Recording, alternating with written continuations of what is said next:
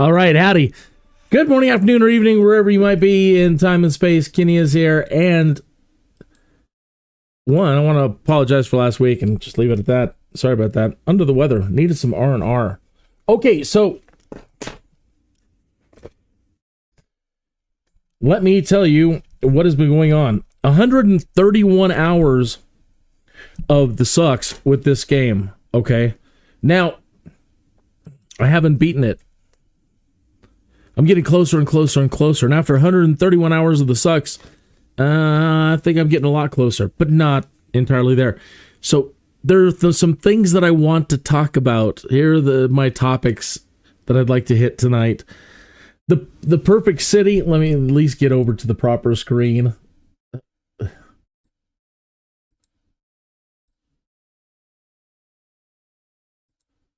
Okay. So the topics I would like to cover tonight, really quickly, are the perfect city. And is it even possible when you're playing a conquest or domination game? Right? And I think the answer still might be yes. Okay, so I'm not going to say, can you do a perfect city? Maybe perfects. Well, let me just leave it there for a moment. Okay, the right starting map. Okay. So once you played for a little bit and you actually know what you want to do, getting the right map makes all the difference in the world. Your first camp, do you want to upgrade it or not? So what are some of the pros and cons? Water. I knew it was going to be important, but how important? Big important. So water and fires. Supply lines, which goes back to kind of the perfect city. Understanding how things work, the supply chain works. Okay, and trying to make that as efficient as possible. Trading, and I've noticed a lot of confusion about the definition of the word connected. Okay, so we'll get to that. Now, the ox. People are like, you should do this first. And I'm not saying they're wrong, but it's one of those. And we'll get to it right away. Do you want to spend your money on getting another ox? Or horse? Okay. So, now, arms shipments. On or off. Okay. Building a fast militia. Now, I said in the first episode that what I would like to do with this game before I had even played it, I'm like, I would love to be able to hold on, something's missing. What's missing? What's missing? I normally have some sort of bed music running underneath me. Yeah. So it's just not this, like, quietness. Something light and mellow. Maybe not the best thing for Manor Lords. I need something like a little more epic and adventurous. But it hasn't really been epic and adventurous for me yet. Okay, where were we on the list of things to do, to talk about? Getting a fast militia. My goal in the first one is I wanted to bum rush. I wanted to try to see if I could go hit the enemy as fast as possible. Tell you how that worked. Okay, being Spartan. Trade everything as fast as possible. Exploiting the enemy early. That's a fun one. I can't wait to show you. These are all the ones I've managed to save. I've been deleting and deleting and deleting. Shows you how much 131 hours of the sucks is. Okay. What else? I want to talk about... So I said exploiting the enemy early, which is a big one. Manor, getting your first 5 retinue. The funnel of death failures. Okay, I haven't seen anybody post a video on creating funnels of death yet. And if you don't know what a funnel of death is, I'll get to it here shortly. I'll try not to make this live stream long and try to zip through all these things. Market stalls. And upgrading your people to level 2. And then, your first... Like when you get a city, your first choices. And do you want to make your own armor or do you want to buy your own armor? And I'm sure there's other points I'm going to cover first. But let's go ahead and jump right back to the start with the idea of the perfect city. Now, without showing anybody's videos and reusing anybody's videos in tonight's live stream, there are some videos out there that fantastic. The people making these videos on building perfect cities. And I think that building perfect cities is absolutely possible. And I love what they're doing. I love what they're doing and designing the efficiency in these perfect cities. But when you're playing a game of domination or conquest, I don't know if a lot of the models that they're putting out work. Okay, so I'm trying to think if this is the one where I was trying to build off kind of the concepts, their concept idea, verticals and placing things certain places. But it all really, in my mind, it all really depends on what map you get.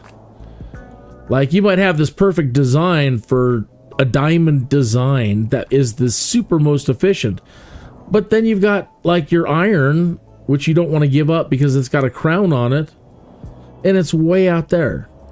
Well, you know, where are you gonna, you know, figuring out and where to just cookie cutter place things for the best possible perfect city in any situation?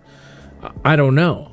I think you can use a lot of those ideas, which I've been trying to use to make things more efficient, from the where the wood is coming in and food is coming in over to the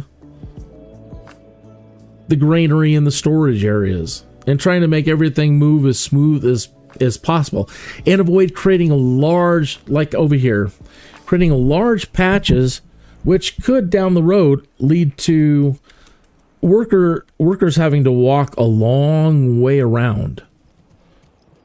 All right, so leaving enough space. This wasn't on my list, but let me go ahead and add it to my list. And I don't really see any here in this particular map that I'm doing, but it's double roads. So if you've ever played SimCity, traffic is a big deal, and I've actually found that traffic can be a big deal in this game too. So when I was trying to construct something like my manor in an earlier version, I had a lot of residences built up right around it as acting as walls. That's another thing I didn't mention in this particular list. Using your city as walls. That goes back to the funnel of death idea.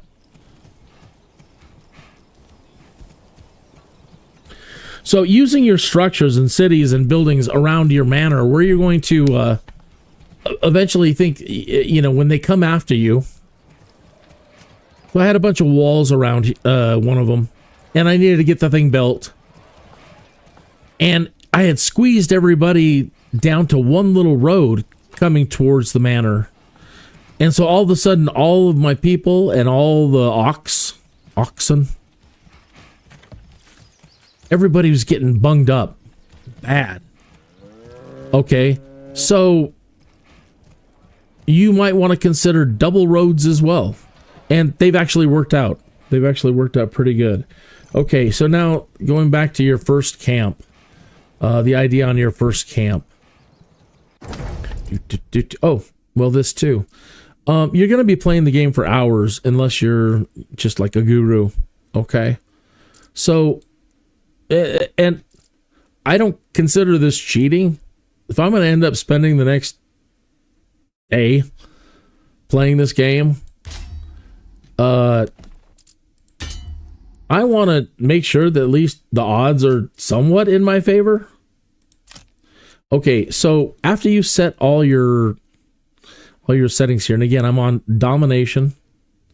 Okay, the AI is pretty balanced. You get a little bit of time before they come after you, and you get your arm shipment, which means as soon as you create 5 dwellings that are moved into, you'll get an armament, and you have your trader post up. You'll get an armament delivery of 20 spears and 20 shields right off the bat. You may not have 20 people that can go out and fight.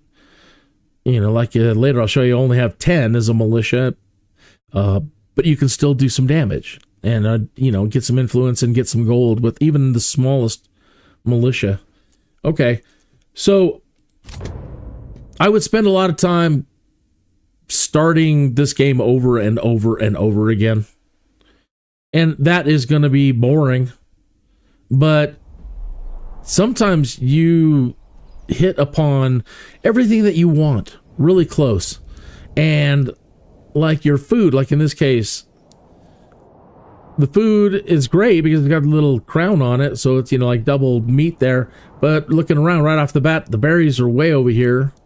Okay, the iron's way over there. It's got no crown on it. The berry's got no crown on it. Nothing else really has a crown on it. So I like going for armor. So this really doesn't help me. I mean, I can maybe later, if I can figure out the conquest thing and start taking territories, you know, I can plot my next move over to maybe something over here that's got more iron. Let's find one that's got more iron. We'd have to go a long way. None of these have a crown on the iron. Oh, way over here. So I at least, well, that one too. Okay, so we'd have to go to this guy next door here and get the extra iron later. But I really want that iron, to be truthful, and I'd really like it to be a better situation. So as sad as it is, again, I would spend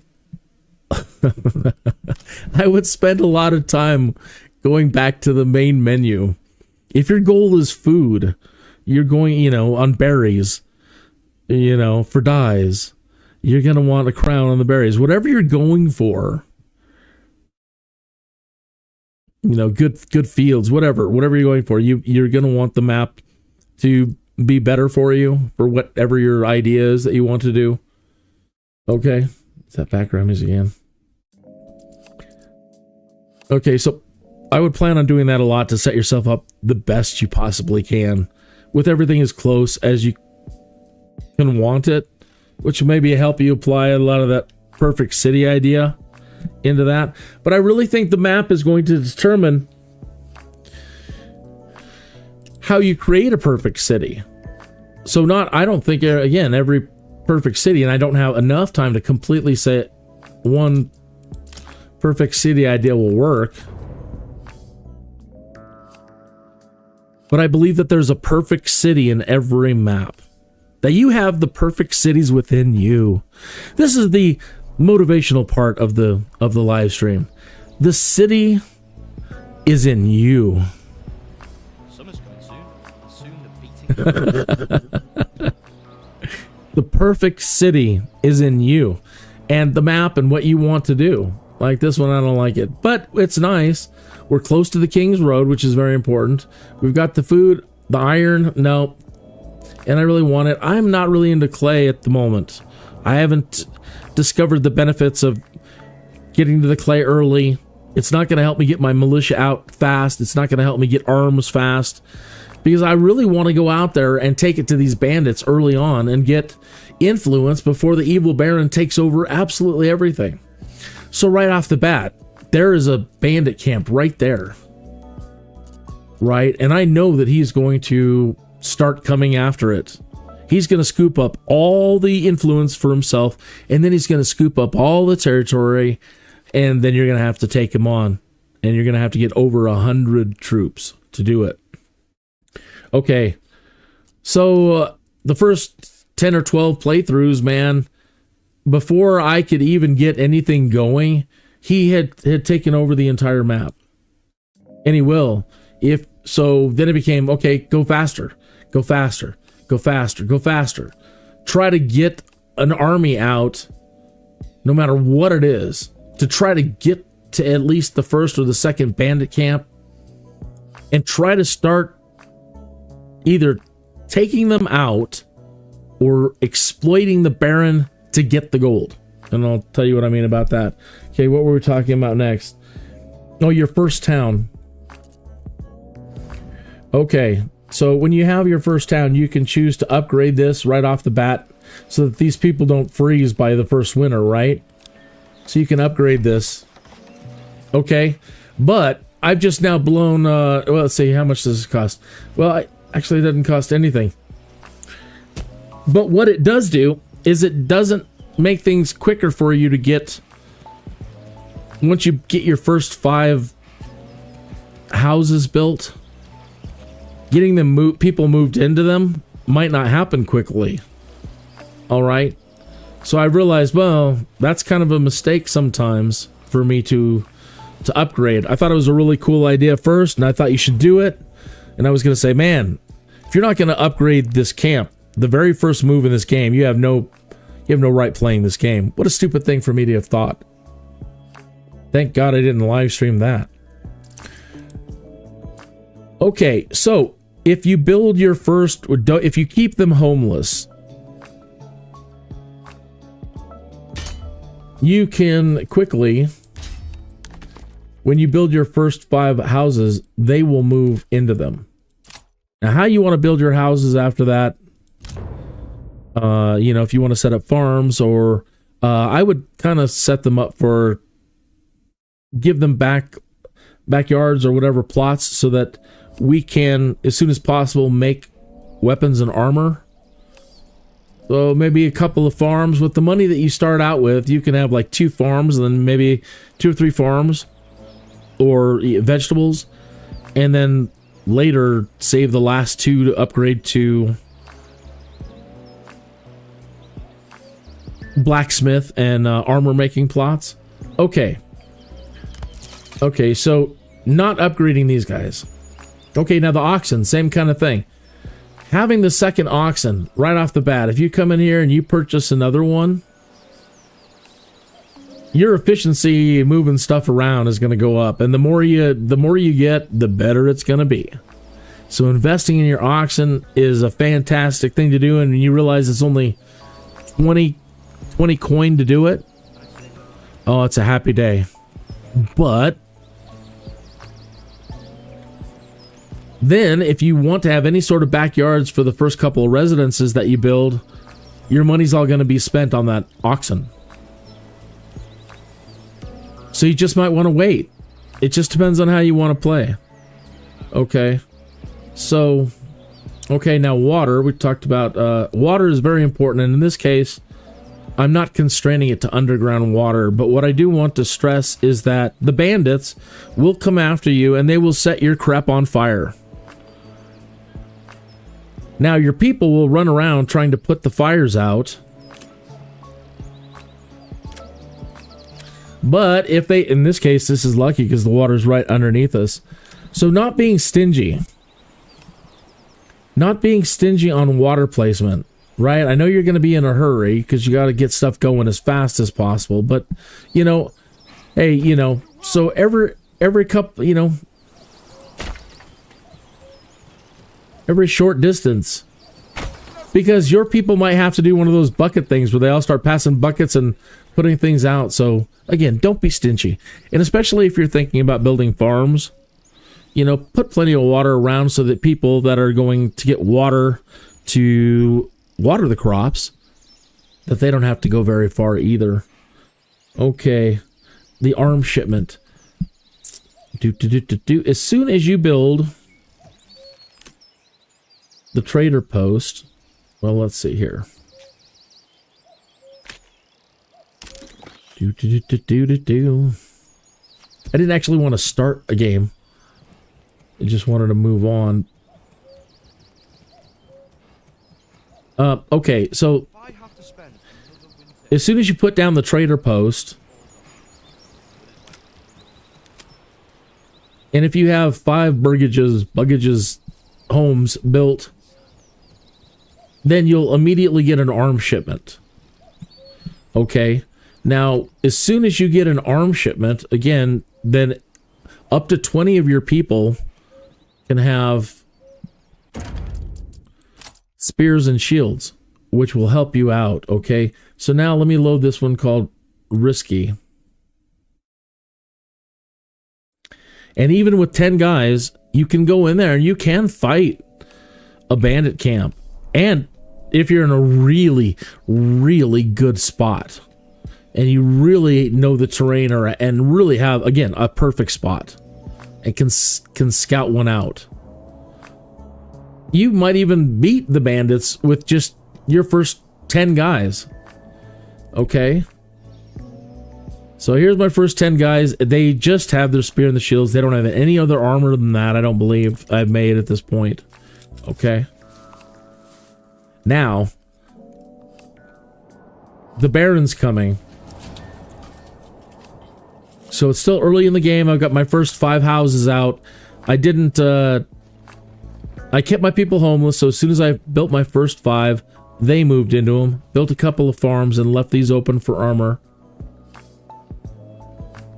Took the time to actually make another farm this time and tried doing the wheat thing, which I'm really enjoying. I built my windmill, and I managed to still do this all pretty quick. So I'm very happy with the way this one was going.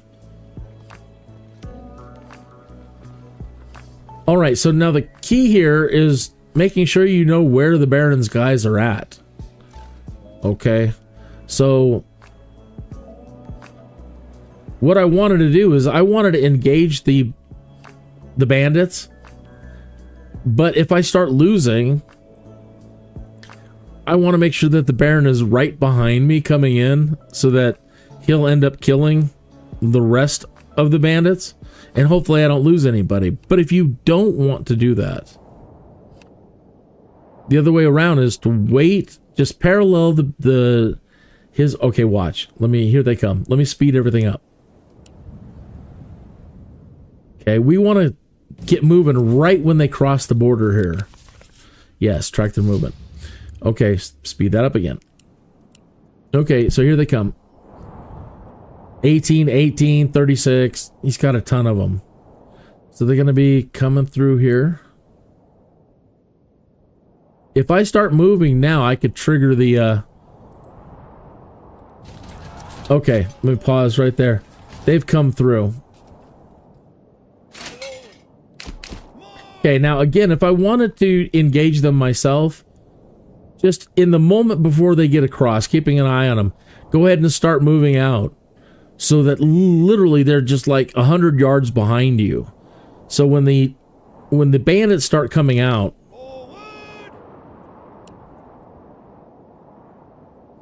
that you have a chance to intercept the bandits before the Baron does, and you at least get a minute or two messing around.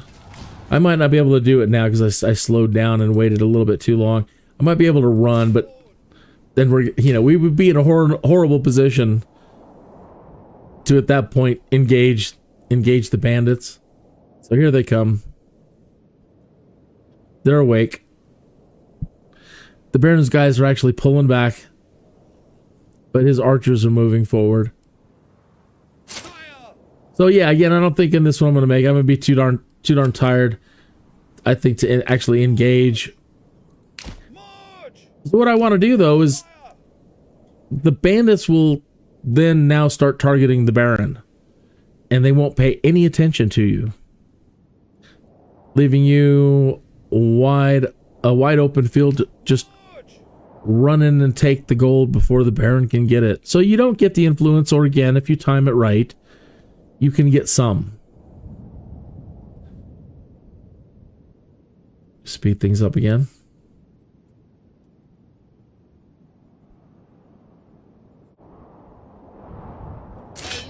So, the band. Okay, yeah. So he's given up now. He's like, that rascal. He done beat us to the booty.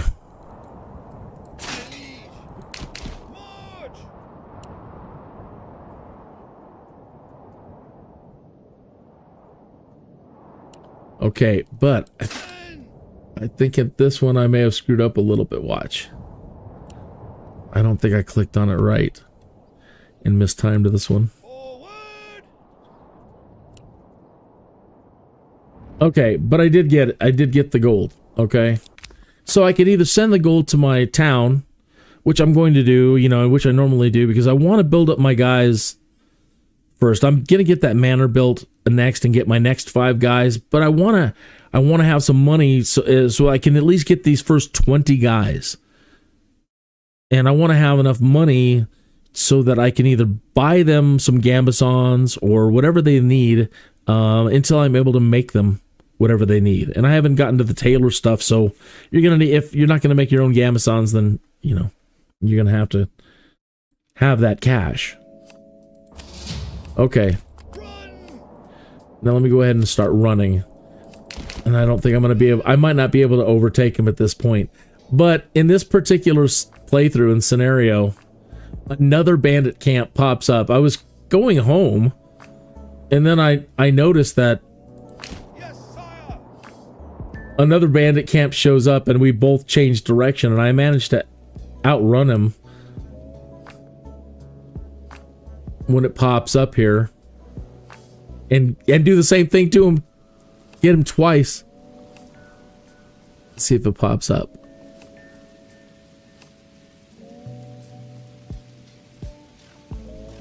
No, it's not coming up this time.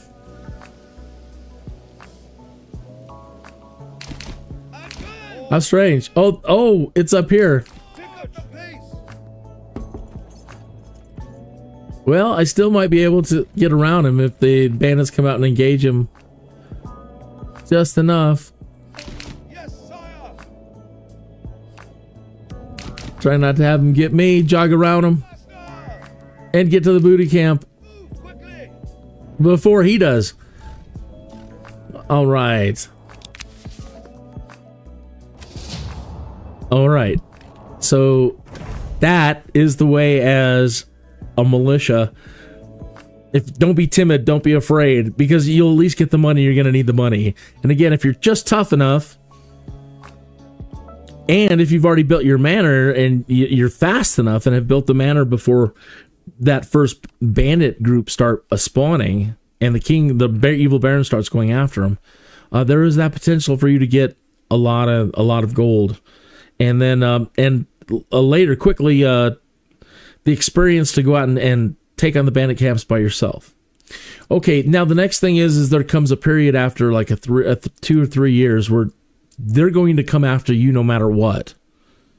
Okay. So after a while, like I said, the bandits aren't going to give you a choice. They're going to come after you. And so I've been playing with the idea of the funnel of death. A funnel of death is any situation in a war game where you create a choke point so that they can't use their numbers against you. Here he comes, right? He's got 18 here, 18 there. All right, so it's not a lot, but hey, I've got like 15 maybe. Okay, 26. But still, I don't want to lose anybody. So this was my second bad attempt at a funnel, and this one goes bad too. I thought that's perfect. It's just enough room for one person to get through. But then they don't come out right away. The bad guys, they're like, where are you at? And they don't see us. So they're not rushing right away, and then they just decide to hang out at the snack area of the mall. And just sit there on the snacks and hang out over there. Occasionally they see me, but they seem to kind of go back and forth. It looks like these guys are actually getting brave. No, they're going to hang out at the snack bar. All right, so trying to maneuver around my first funnel of death made it very difficult for myself. Trying to move, let's say, this group of 6 here to get their attention. If I try to pull them up, now my own guys get choked in here. It's just, I made it just... Get my... Oh, darn it. I lost my camera. Alright, so I've got their attention. But now my guys are out here and getting my guys... Darn it. I'm getting my guys back in here. That's already a bunged up situation. They've gone outside the wall, and it's going to be tough for them to get in there now. And then these guys,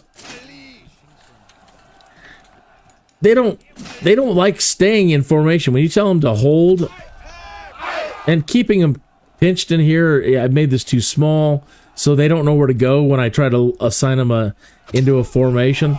Let me reload that one. Let me show you.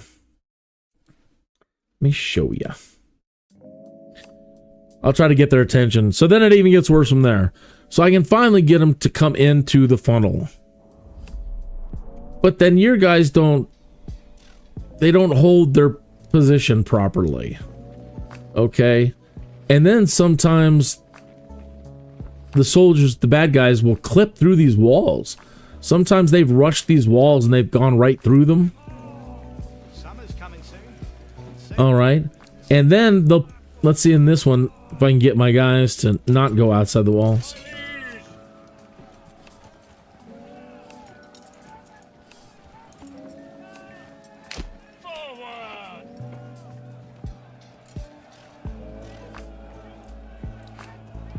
All right, so that's enough to get their attention. Here they come. All right, so let's get these guys back. You guys now try to get back without getting choked in there.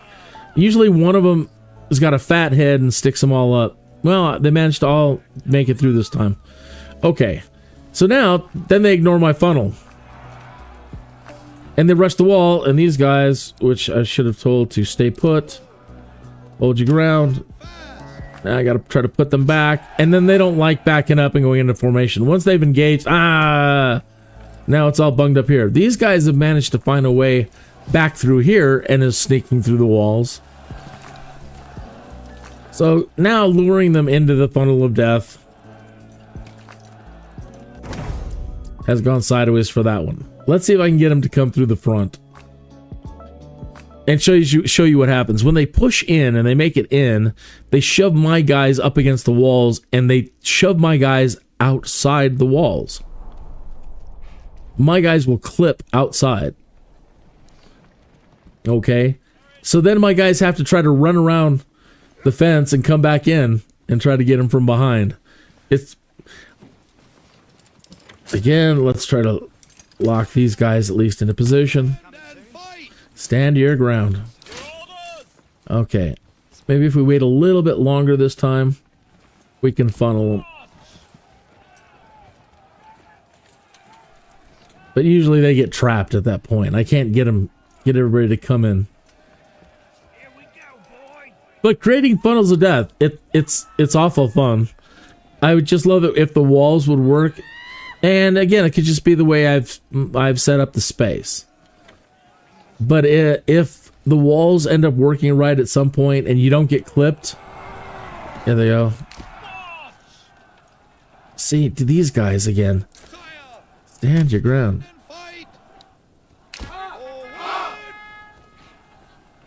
Come on into the funnel. Okay, stand your ground. Stand your ground. They should probably turn and face this direction because these guys are coming in.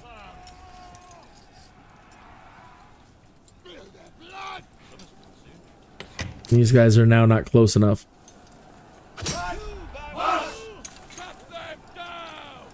Alright, but funnels of death. That's the idea right there. You want to... Doesn't matter how many troops they want, you want to funnel them down to give you a better advantage. And not have things like this happen, where they're going to be able to flank you. So maybe next time making sure, or trying harder to make sure that they can't get in through a back door. Alright, so nobody dead yet. Let's go ahead and just speed this thing up. They've lost a couple, we've lost one. They've lost some. 16-14, we're still hanging on 19-6. We lost another guy, that's sad. Lost another one. Oh, lost another one, it's painful. We haven't lost any of our retinue. Alright, so we went.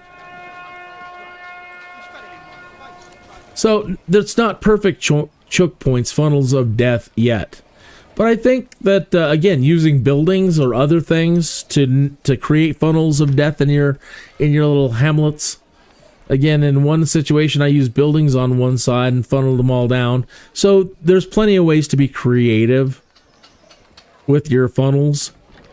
And I want to get more adventurous later on and start creating little side channels where maybe I can plant archers.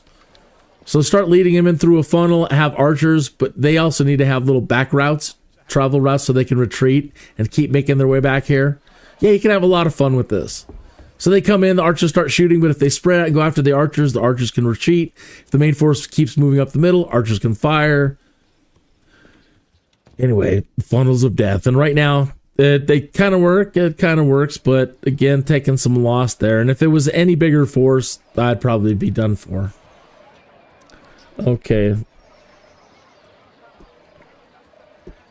The ox. Yeah, we already talked about the ox. Do you want to buy him first? The armed shipment, the fast militia we just did. The being Spartan and selling everything. All right. In the first year, if you really want to get going, and you get that trader post built so you get your arm shipment, and you want to play it as Spartan as possible,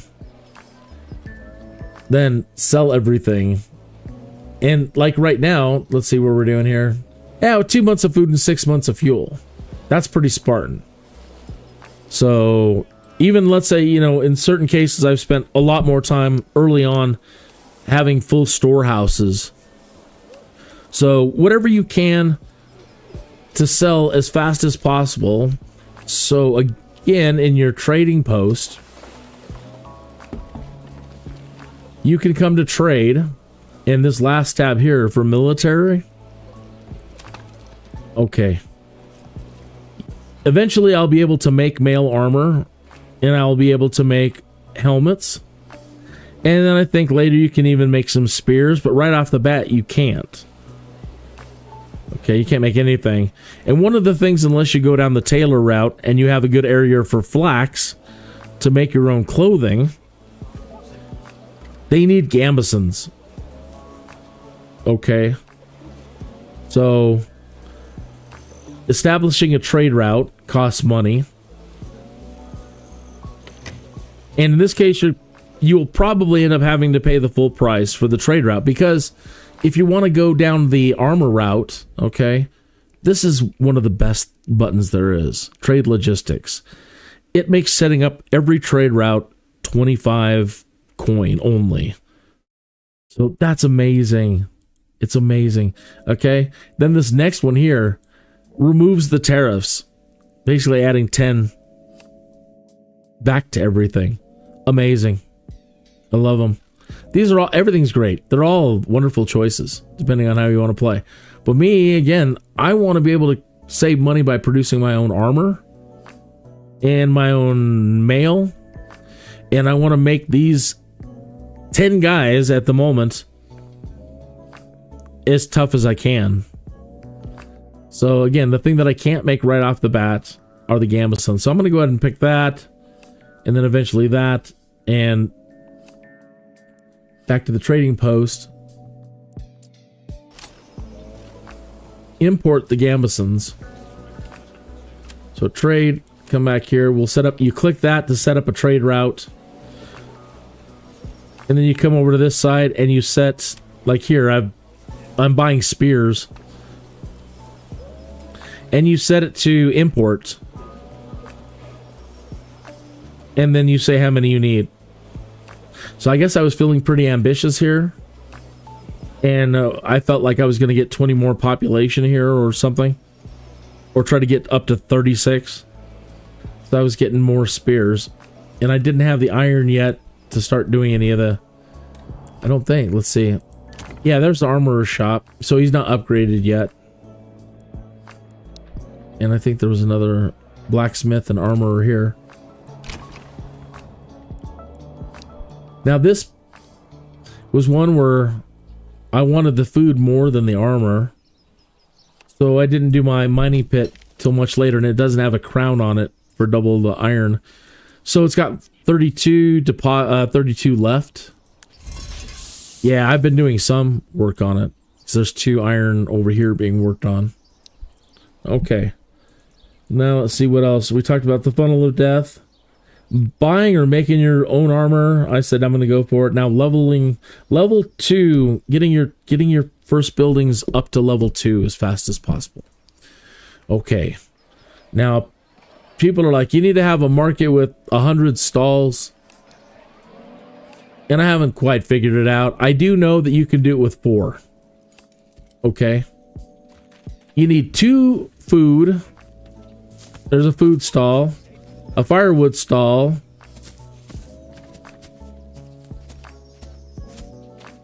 Okay, you need a firewood stall, a clothing stall, 2 food stalls, and a church. Okay, so again, what they require right here, well, water access too. We've already talked about not being stingy on the water. Okay, water access, church level, fuel stall, food stall, clothing supply. Once those are in place, your people will want that upgrade to level 2. All right. So the best way to do this is to build your first 4 or 5 or 6 stalls, whatever. Just put some stalls down. At least put 4 minimum. 4 minimum. Okay. Now, after your people have collected things from your either collected meat, berries, or whatever resource, whatever food resources or whatever resources, you'll want 2 people in the granary, 1 person or more. It's basically just 2 people in the granary, 2 people in the storage, I believe. So you'll want like 2 here and then 2 in the storage. Now these people in the granary and the storage, they will take all of your goods and get these 4 stalls running. All right. So the people that are producing the food, the hunters right over here and the berry getters, for the most part, I mean, they will open stalls. Like I think that one was just had a stall. They will open a stall too, but it seems a little bit more efficient to have the people that are in the granaries and the storage facilities, have them be the ones running. Okay. So again, and sometimes even if you have them set, the villages set to tolerant to where they should upgrade easier, it's not really, I haven't noticed any tolerance whatsoever. None. You still have to have all these in place or they won't upgrade so far. I haven't been lucky at all and have them wanting an upgrade until all of it's in place. Okay, what do you need? What is the most important thing to do? What I've been doing, try to get your militia up and get things going and get the extra 5 retinue and everything up to this point. What I found has been most important are the sawmill, not the sawmill, the pit. Where's he at? The people that makes the shingles. This is heavier than it looks. Mm-hmm. Well, the guys that the saw pit, right? Especially if you want walls around your manor. These things are great to sell too if you're doing that. Sell everything. But you're going to end up needing a lot of them. If you're ambitious and you want walls, you don't want to find yourself in a shortage with the enemy coming, running out of these guys. Okay, so as soon as I can get people working on these, and whenever I have a moment to have somebody working on these, keep them. It's as important as your fuel and your food. Okay, the next thing is your stone, and you don't need a lot of it, and so that's why I don't really care sometimes if the stone is far. It may take a while to get to, but if it's in order of importance, if the rest of the map is looking really good and everything else that I want is relatively close and the stone's out there, I don't really care, because you don't need much. Okay, you only need like 20 some odd stone, and you start with some stone if it doesn't get left out in the rain. But you don't need a whole lot of it. The shingles again, these guys over here, the saw pit, that's more important than the stone. Okay. So if you can hurry up, build your first 5, get your stone, get your saw pit done, get your church built. Okay, you can immediately then get to upgrade to the next choice of what you want here, the next town. And also, your people now start generating money, taxes. So once you get your manor built here,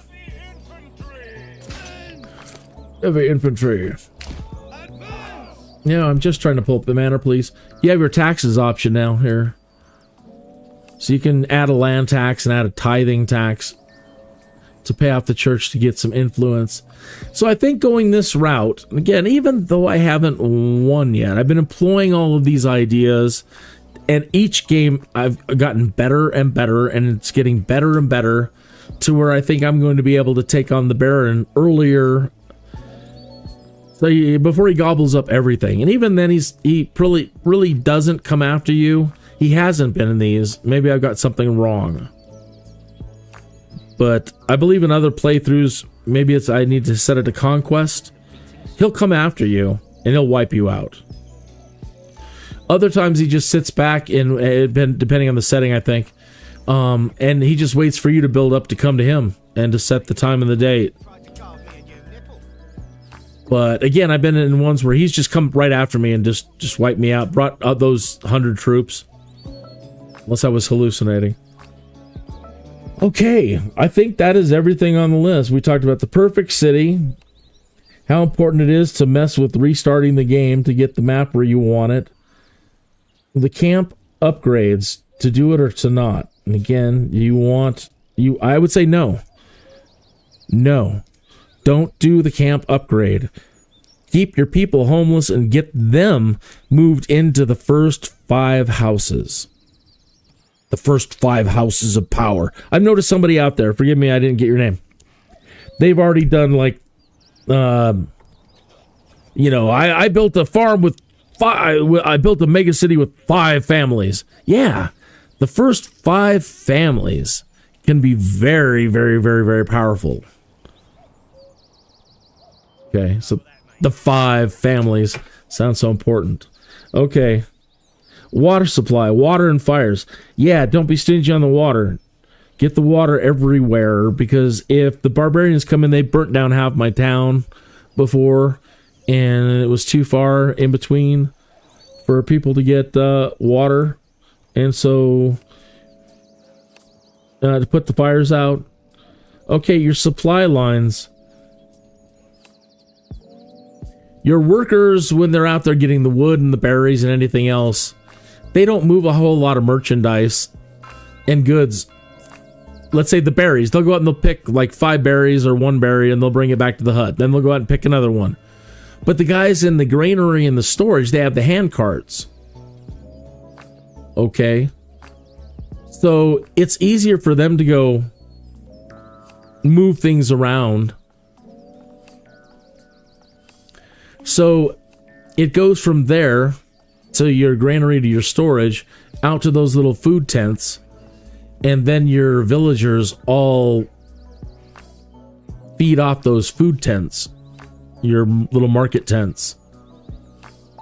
Okay, so that's the supply line pretty much. Moving, again, the perfect city, I don't know, I'm finding that I'm moving everything around an awful lot. Like I'll, not necessarily moving wood pits, but I'm going to need a wood pit over here, and then I'm going to need one over here, and I'm going to need to move this guy here, and then I'm going to move the oxen here, and I find that I'm moving things around at a rapid pace. Having the grid system, well, it needs to be here, and this needs to be here, and this needs to be here for maximum efficiency. That just goes right out the window. But again, I think that there's a perfect way in every situation, and the perfect way is inside of you. Okay. Fast militia, we talked about getting your first arms shipment with the trading post. Spartan, selling everything as fast as possible, exploiting the enemy, as you saw in those 2 situations where I was able to go in and sneak past the Baron, and using that to get quick gold, or even some influence if you want to engage the bandits for a few rounds. The Manor retinue. You can use the money on your town, or you can collect, choose the money that I get from the booty to send to my treasury, and that way you can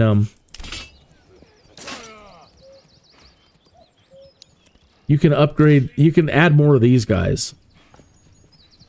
Where's the customization? That's maybe because I haven't deployed. Yeah.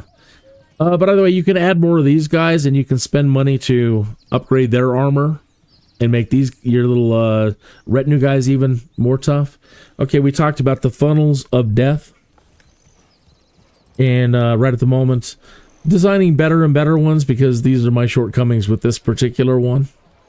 using city buildings as walls for funnel of death, buying versus making armor, and leveling up your city.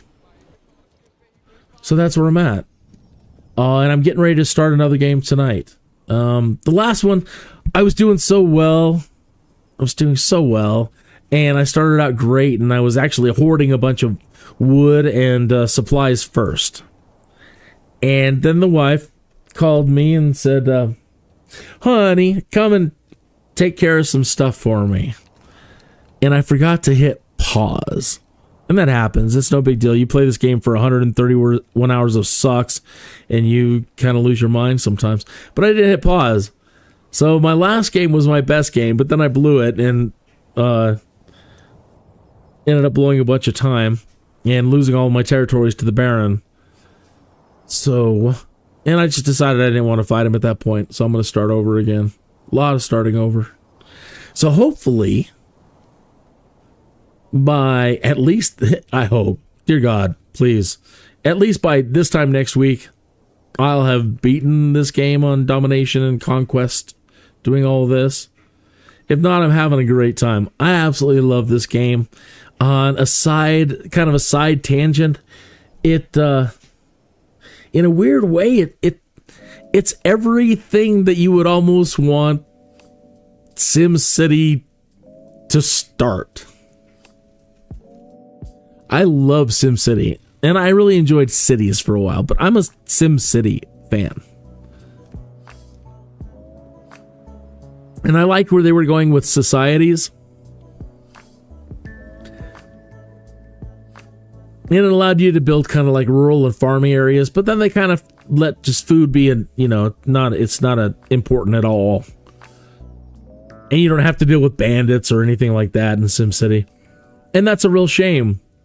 Because in some ways, I think this is how you should start. You should have to start SimCity. You should have to start. Food should always matter. And that's another reason why I think Cities is bombing.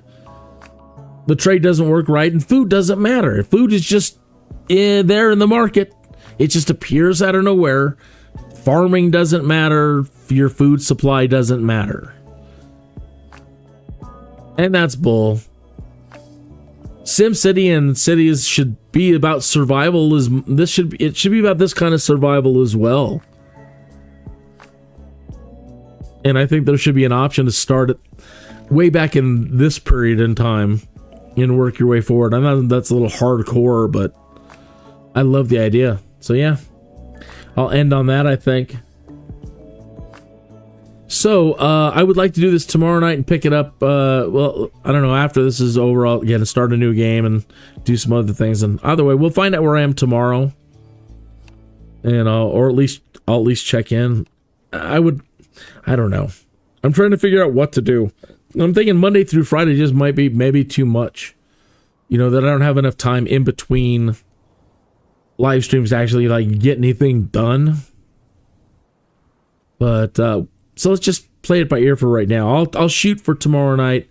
If not, then we'll figure it out. So, and I don't want to keep these too long either. So, anyway, you folks, let me get back to my new fancy closing screens here.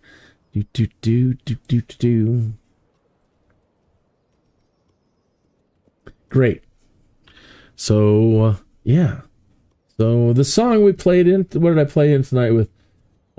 Mortals by Wario? I think that's the name of the band. It's free this week on YouTube's Creator Music, so I don't run into any licensing problems. Actually, you know what? Oops. Actually, you know what? I just realized that's a mistake. I can't. You can't during a live stream. I'm going to have to edit that out now. I opened at the start of the stream. I made an error. You can't play music, even creator music, on a live stream. So, no creator music to play out. I can play my little bed music. No, not that. Where's my heel? There we go. Play this. Tonight's show was not a Quinn Martin production. I'll see you tomorrow.